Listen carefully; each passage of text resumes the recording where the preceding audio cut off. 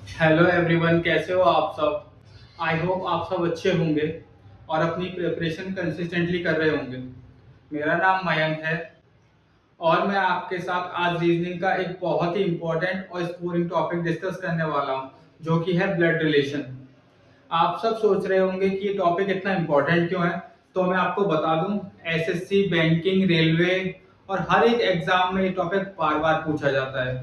और सबसे अच्छी बात क्या है कि अगर आपने ये कॉन्सेप्ट एक बार क्लियर कर लिया तो आप इस टॉपिक के क्वेश्चन कभी भी गलत नहीं करोगे।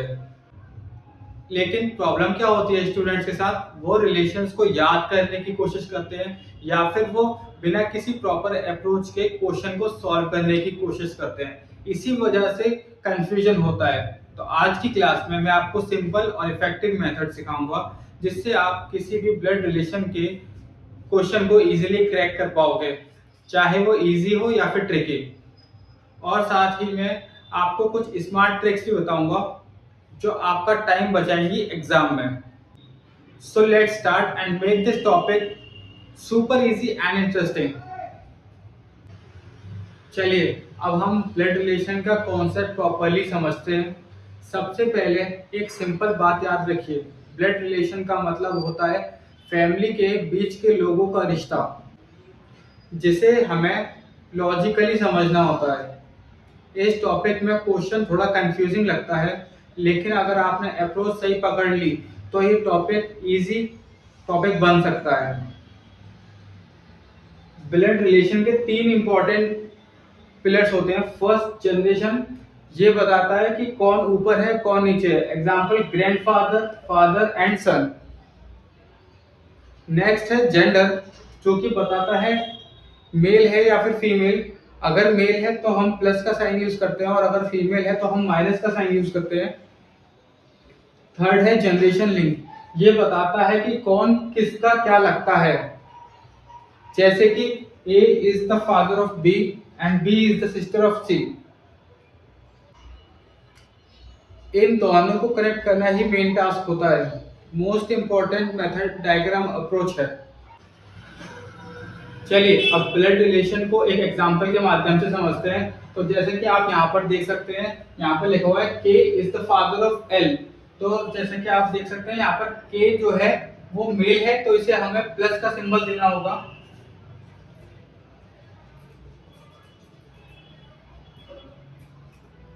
और हमें अभी तक एल का जो जेंडर है वो नहीं पता, इसलिए हमने अभी एल के ऊपर कोई सिंबल नहीं बनाया। अब आगे की लाइन पढ़ते हैं। तो जैसे कि आप देख सकते हैं यहाँ पर लिखा हुआ है L is the mother of M. तो इसका मतलब है जो एल है उस पर जो सिंबल आएगा वो नेगेटिव आएगा। तो मैं यहाँ पर नेगेटिव सिंबल बना देता हूँ। और जो एल है वो एम की मदर है, तो मैं यहाँ पर एम लिख देता हूँ। ये जनरेशन चेंज हो रहा है। उसके बाद लिखा हुआ है M is the sister of N. M जो है वो सिस्टर है एन की। तो अब यहाँ पर नेगेटिव का सिंबल बनेगा और एन सिस्टर है, और यहाँ पर एन सिस्टर है एन की। अब एन का जो सिंबल है उसे देखने के लिए हमें आगे पढ़ना होगा। N is the father of O. तो जैसे कि आप देख सकते हैं यहाँ पर जो अब आएगा सिंबल वो प्लस का आएगा और ये ओ का फादर है।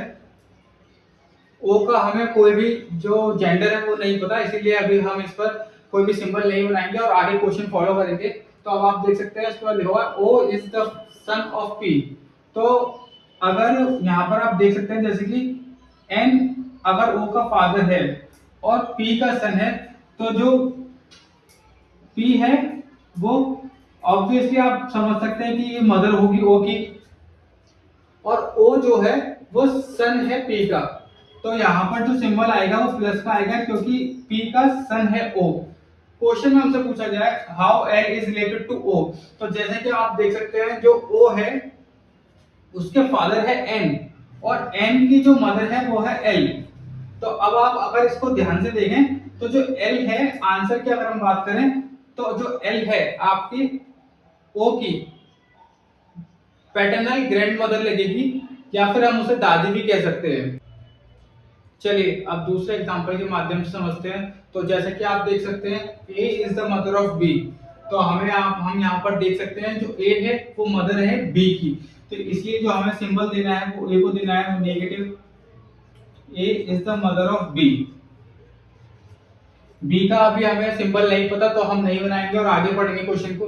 क्वेश्चन लिखा हुआ है B is the sister of C, तो आप देख सकते हैं अब हमें पता लग चुका है कि जो सिंबल है वो इस पर नेगेटिव का आएगा बी पर, और बी जो है वो सिस्टर है सी की, तो मैं सी बना लेता हूँ और आगे फॉलो करते हैं क्वेश्चन को। उसमें लिखा हुआ है C is the husband of D, जो सी है वो हस्बैंड है डी का, तो मैं यहाँ पे प्लस बना देता हूँ, और जो ये सी है वो डी का हस्बैंड है, तो डी हमारा नेगेटिव है। उसके बाद आप देख सकते हो उसके बाद लिखा हुआ है D is the daughter of E, जो डी है वो ई की डॉटर है, तो यहाँ पर हमें ई बनाना होगा। और उसके बाद सिंबल जानने के लिए हमें क्वेश्चन को आगे पढ़ना होगा। आप देख सकते हैं E is the wife of F, जो ई है उस पर नेगेटिव का सिंबल आएगा और ये वाइफ है एफ की, एफ जो है वो मेल है इसीलिए उस पर पॉजिटिव का सिंबल आएगा। अब क्वेश्चन में पूछा गया है how C is related to F, तो अब हमें देखना है कि सी जो है वो एफ का क्या लगता है। तो अब आप देख सकते हैं जो सी है वो एक मेल है और जो एफ है वो भी एक मेल है।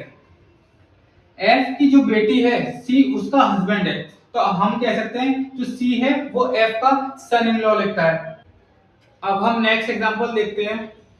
चलिए अब नेक्स्ट एग्जांपल समझते हैं। ये जो एग्जांपल टाइप है ये बहुत इंपॉर्टेंट टाइप है, क्योंकि ज्यादातर स्टूडेंट्स इस टाइप के क्वेश्चंस गलत कर देते हैं। तो इस एग्जांपल को समझते हैं। तो आप देख सकते हैं जैसे क्या लिखा हुआ है Riya says he is the son of my mother's only son, तो अब आप देखिए ये रिया है,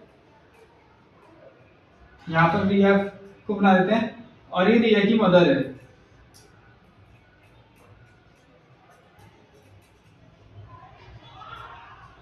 रिया की जो मदर है उसका इकलौता जो सन है, जो रिया की मदर का ओनली सन है,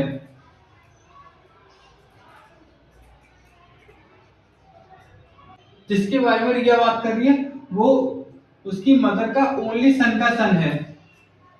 तो ये कुछ इस तरह से बनेगा।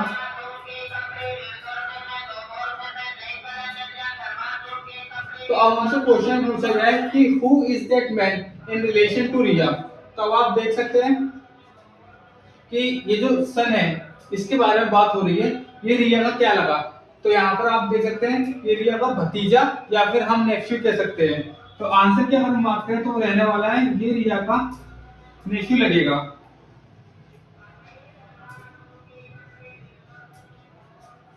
चलिए अब नेक्स्ट क्वेश्चन देखते हैं जो कि है कोडेड रिलेशन के ऊपर। तो जैसा कि आप देख सकते हैं क्वेश्चन कुछ इस टाइप से होने वाला है, जिसमें लिखा होगा a plus B, a is the father of b, a minus b, a is the mother of b, a into b, a is the brother of b। इन सिंबल्स के अकॉर्डिंग हमें इसको सॉल्व करना होगा और हमें क्वेश्चन में जो फाइंड करना है वो है how q is related to s, मतलब q s का कौन लगा। चलिए सॉल्व करते हैं इस क्वेश्चन को। तो जैसे कि आप देख सकते हैं p इंटू क्यू, तो हमें यहाँ पर ऐसा मानना है कि a इंटू क्यू की जगह पर हम यहाँ पर p इंटू क्यू रख देते हैं। तो हम क्या पढ़ेंगे कि p is the brother of q, तो मैं बना लेता हूँ p is the brother of q। आगे बढ़ते हैं, आगे लिखा हुआ है q प्लस r, तो q प्लस r को मैं यहाँ पर रखता हूँ और देखता हूँ q is the father of r, q जो है वो r का फादर है। उसके बाद आगे देखते हैं तो यहाँ पर लिखा हुआ है r minus S, r minus S को अगर हम इसको उठा के बिल्कुल यहाँ रखते हैं और देखते हैं तो क्या बनेगा r is the mother of s, r जो है वो मदर है s की। क्वेश्चन में पूछा गया है how q is related to s, तो आप देख सकते हैं जो r है वो उसकी माँ है s की, और हमसे पूछा गया है कि q s का क्या लगा। तो आप देख सकते हैं जो q है वो s का नाना लगा। आंसर होने वाला है इसका नाना या फिर मैटरनल ग्रैंडफादर।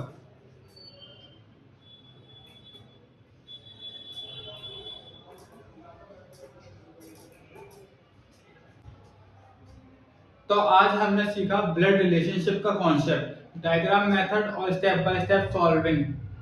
याद रखिए रीजनिंग रटने का सब्जेक्ट नहीं, समझने का सब्जेक्ट है। अगर आप ये मेथड फॉलो करोगे तो हर क्वेश्चन इजी और स्कोरिंग बन जाएगा।